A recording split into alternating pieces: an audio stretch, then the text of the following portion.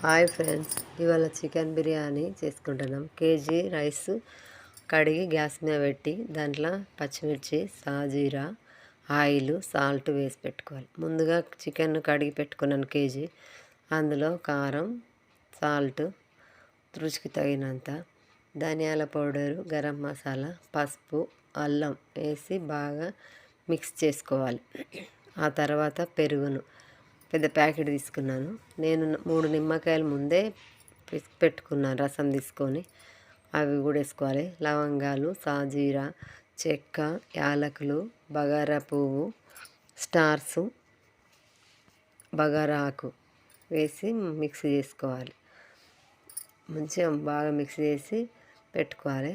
కొత్తిమీర, పుదీనా ఇష్టం, కొంచెం ఎక్కువ వేసుకోవచ్చు కూడా, మంచి టేస్ట్ ఉంటుంది. కొత్తిమీర, పుదీనా వేసి కలుపుకొని స్టవ్ అంటు పెట్టి గిన్నె పెట్టి అందులో ఆయిల్, పచ్చిమిర్చి వేగాక ఒక ఆనియన్ తీసుకొని కట్ చేసి వేసుకోవాలి.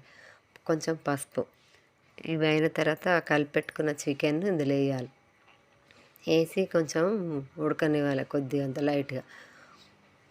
ఉడికిన తర్వాత రైస్ కూడా కొంచెం పలుకుదేటట్టు ఉడుకుద్ది.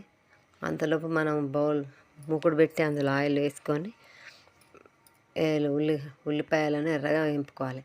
రైస్ కొంచెం కచ్చగా పలుకుదిగా ఉడికిన తర్వాత గిన్నె పెట్టి రైస్ వేసుకోవాలి.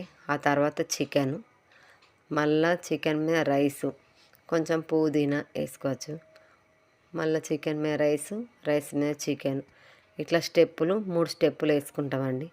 ఆ 3 స్టెప్పులు వేసుకున్న తర్వాత కొత్తిమీర, పుదీనా వేసుకోవాలి. తర్వాత నెయ్యి మా ఇంట్లోనే తయారు చేసుకుంటాను. మంచిగా ఎర్రగా వేగిన ఉల్లిపాయలు కూడా వేసుకొని పెట్టుకోవాలి.